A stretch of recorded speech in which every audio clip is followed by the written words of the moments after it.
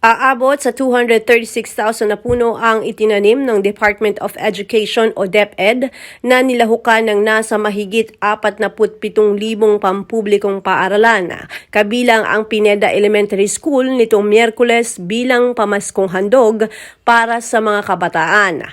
Ayon sa DepEd, ang programang DepEd 236,000 Trees, A Christmas Gift for the Children, ay may layong isulong ang environmental preservation at itanim sa isipan ng mga kabataan ang environmental responsibility.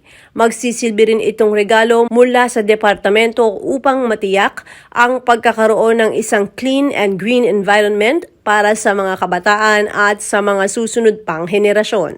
Matapos ang isang maikling programa ay nagtulong-tulong ang ilang guro at mga estudyante ng nasabing paaralan. Kami po dito sa Pineda Elementary School ay sumusuporta sa proyekto ng Department of Education na planting 236K trees for a Christmas gift for our children.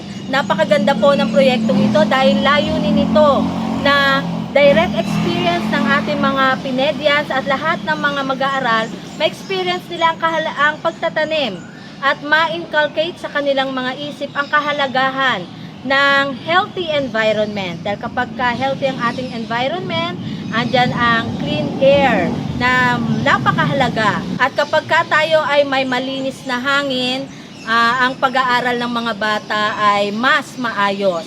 Para po sa inyo to mga kabataan, ang pagtatanim ng 236,000 trees ng proyekto ng Department of Education.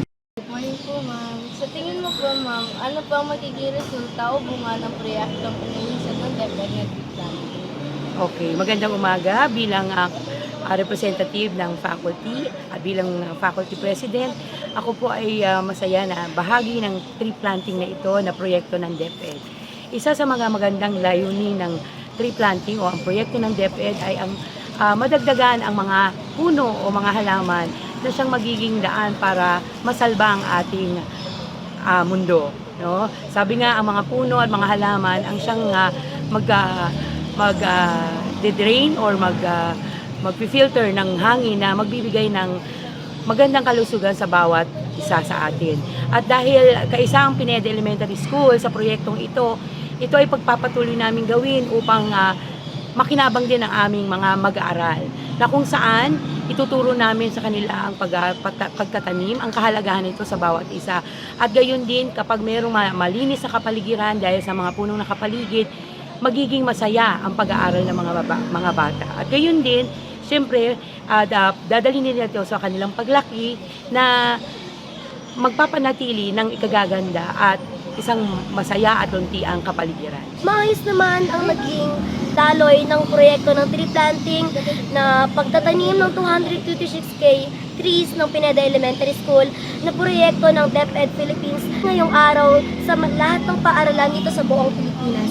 Nagkaroon ng kooperasyon ang BSP, ang Boy Scout of the Philippines, Girl Scout of the Philippines, ang YESO at ang BERT at ang aking mga kapwa Supreme Elementary Learners Government Officers ng Pineda Elementary School.